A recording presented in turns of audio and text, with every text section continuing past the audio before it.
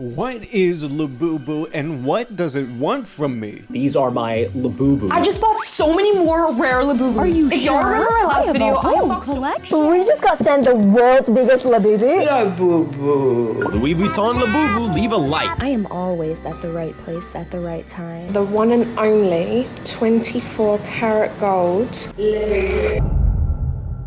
Over the last couple weeks, people kept telling me, oh no man, you need to make a video about Labubu. Because it's so trendy, it's gotten comparisons to Dubai chocolate, something I've talked about. But it does have one thing going for it that Dubai chocolate doesn't, and that Labubu doesn't promote Dubai, so it already wins in my heart. 15 Labubus or a property in Dubai? This is a hard one. But over these last couple weeks, I keep seeing more and more videos about Labubus. Not just videos, but videos of grown adults freaking out over toys. That I do hate. I actually do hate that, but what about the Labubu itself? Now, if my thumbnail looks something like this, I would be a month late to the Labubu craze, and technically I still am a month late, but when am I ever going to talk about this again? On the surface, there wasn't anything significantly hateable about Labubu. It's a toy monster collectible that you can play dress up with. Welcome back Beanie Babies, welcome back Barbie dolls. As a matter of fact, if I were to rank Labubus on the fad toy doll tier list, I'd actually put them at like a modest A tier. I actually kind of like these guys. It's a cute little rascally monster that's all soft and fuzzy, and you could put little pirate hats on it. I like that more than whatever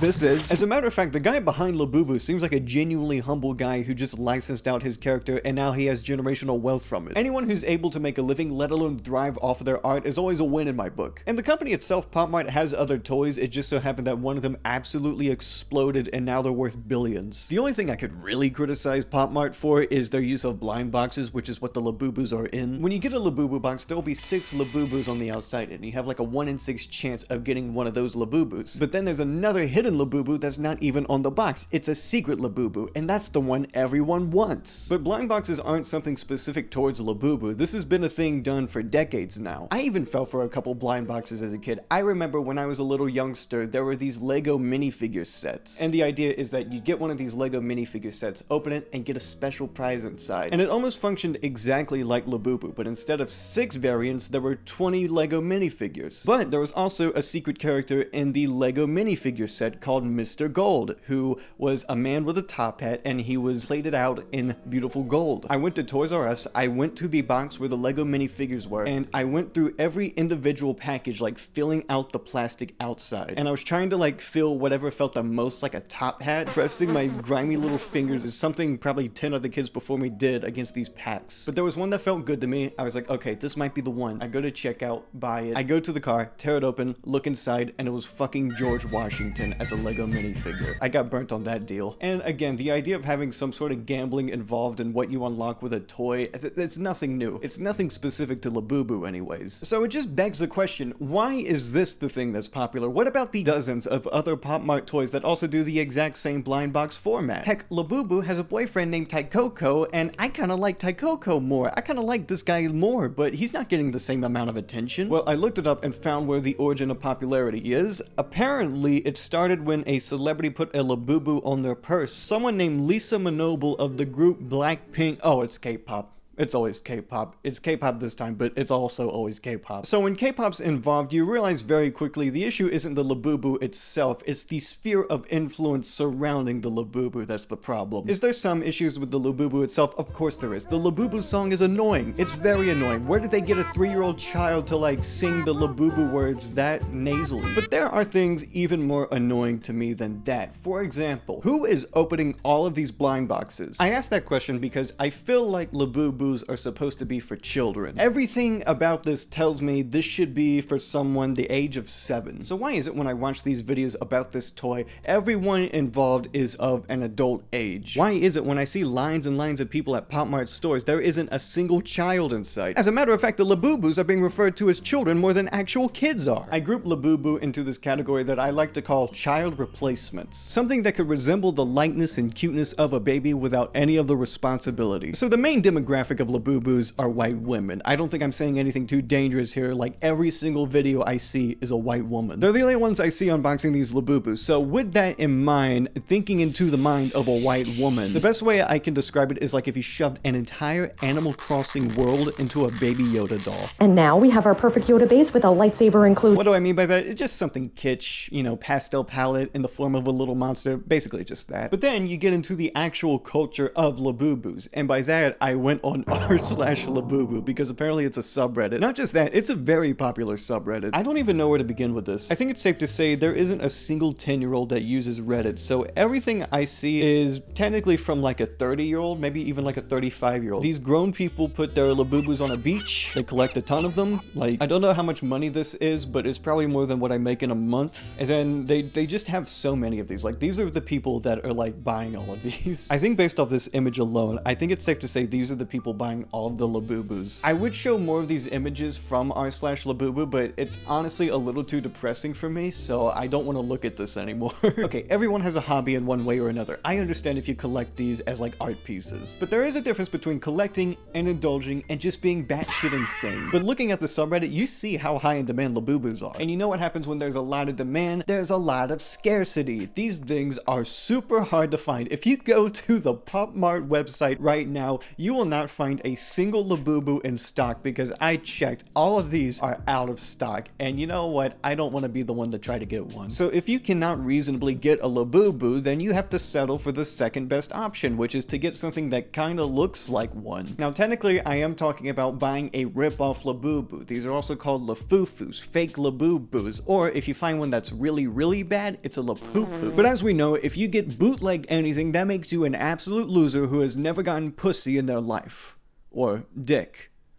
Or maybe it's just smooth down there. Either way, you're not getting that either. But honestly, considering the nature of the Labubu, I do think Lafufus fit thematically with whatever this thing is going for. I mean, what's more mischievous than a sheep in wolf's clothing? There actually have been people who've honed in on the niche of just collecting fake Labubus instead of getting the real ones. And honestly, if you are a collector, I think this is the hobby you should be going for instead. Get as many fake Labubus as you can. The worse it looks, the better. Because honestly, when I see these videos where people just get the fake ones, it looks so much more relaxing. I don't know what to say. I just feel calmer watching these Lafufu videos. And I don't mean videos where they say, oh, is it a Labubu or a Lafufu? No, you go into it knowing it's fake. Unfortunately, this makes up like 0.01% of content on Labubus because of course influencers had to take their grimy little hands and wring a trend dry of any joy it could have. I'm talking about something worse than a bootleg. I'm talking about resellers. I don't think I need to tell you that scalping or reselling is a bad practice, but some people are just so focused on trying to get this toy that they'll resort to just getting scammed on purpose. This is where the resellers conspire and get suckers like me, but if they've got what I need, I'll pay the price. I never truly understood scalping until I saw videos of influencers purposefully going to resellers and getting stuff for a huge markup. And then I realized it's not about trying to buy 5 of these dolls and selling it to the first 5 people that buy it. It's about finding 5 people stupid enough to even get these. But because Labubus have entered the radar of the scalper, they'll do whatever it takes to get these dolls first. And by that I mean they just pay for bots to buy these for them. And I'll show you how to get started with less than $80. Now that you have all of this, what do you actually do with it? And yeah, scalping sucks and all, but like, how much money do these people actually make from this? Like, you have to spend either all of your time trying to buy these naturally, or you pay for something to buy these for you. And I mean, when you do mark up the price, I mean, you spent so much time and effort trying to buy these in the first place, like how much profit are you really making from marking these up? Like, I feel like at some point it's just for the love of the game. But yeah, scalpers suck, they're stupid, they're a net negative on society. But the issue in my opinion is people that have to get this. They have to get this no matter what. And that's where like the scalpers get their power. But you know, they get their powers from weak people, weak-minded people who just throw money at this. I am being personally attacked right now. I cannot get off of it. No, I can't. Okay, I know the people who buy from scalpers aren't exactly what we'd call financially literate, but if they're not financially literate, where are they getting the money from to even buy these, like, things? Really, when I see this toy, I think to myself the same thought over and over again every time. What about the children? And if you say to me in the comments, oh, they're not toys, they're collectibles, okay, I want you to look at this guy. Because you're looking at a mirror right now. and you have to keep staring. Okay, but if something like this is meant for someone 15 and older, like, what purpose do toys have for kids anymore? Toys in general have had this increasing issue of just becoming collector's items now. Let's be honest, when we see a LeBron James Barbie doll, is the target demographic someone who is a child? The answer is no, because I'm the target demographic. I want the LeBron James Barbie doll. But the issue is that once I have this doll, I'm just going to have it to have it. Like, I don't really have any purpose for it. Like, for example, last Christmas, I got some Legos. And honestly, it reminded me I hadn't played with Legos for 10 years, so I set aside some time one night, put on some YouTube in the background, got my Lego set, and I built it all in one night. And you know what? It was one of the most therapeutic experiences of my life. I never felt that tranquil in a while. It was a lot of fun, and it took me back to my childhood. But here's where things changed from when I completed the Lego set from when I would complete a Lego set as a kid. When I was a kid, I didn't have enough room for Lego sets, so when I was done with a Lego set, I would just dismantle it and put it in a Lego bin that I had. And by putting all of those Legos into an ever-increasing sea of Legos, it basically cemented the fact that I would never recreate that set. But by putting that Lego set into my Lego bin, I increased the capabilities that my imagination could make. I could make whatever my imagination wanted to instead of whatever the set told me to do. Something that I wasn't going to do now because I didn't have enough time for Legos. Wait, wasn't there a movie made about this? But whenever I see the completed Lego set I just made last year in the corner of my room collecting dust, there's a little bit of guilt inside of me for my past self. Because there's a kid out there that could take that Lego set apart and create something different out of it, something that I can't do right now. But for every one of me, there's also someone out there who wants to use Legos in the form of collector's editions and all the bells and whistles that come with that. What I mean is that they're really expensive. This is only my opinion, so take it with a grain of salt, but I do feel like kids have a more difficult time being kids in this generation. And who knows, maybe this is the generational ruse getting to me, but I feel like whenever we can't physically get our hands on something that a kid can also get our hands on, we get irrationally angry at it. Like, for example, when people look at something like Skippity Toilet, this is the scapegoat for what is ruining the kids of today. But like, how much more different is this than this? I mean, yeah, this one kind of looks visceral, but like,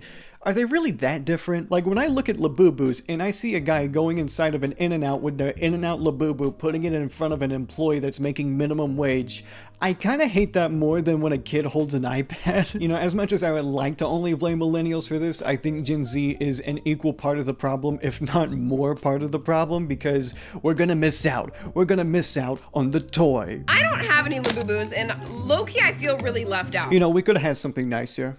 We could have had a little toy that could be enjoyed by both kids and adults, but unfortunately the adults have money, don't we? It is a trinket that is now associated with hyper-consumed trends. And I know consumerism is basically a buzzword at this point, but it does seem to ruin a lot of things, doesn't it? In fact, what if we just rejected modernity? What if we just all made fake Labubus? What if it was a trend instead to make Lafufus? You know, make this bigger than the actual Labubu itself. Take a Labubu and replace it with the face of your favorite politician. I mean, thematically, this is the energy of a Labubu, is to just cause havoc, maybe. I don't know. I just think it'd be funny is all.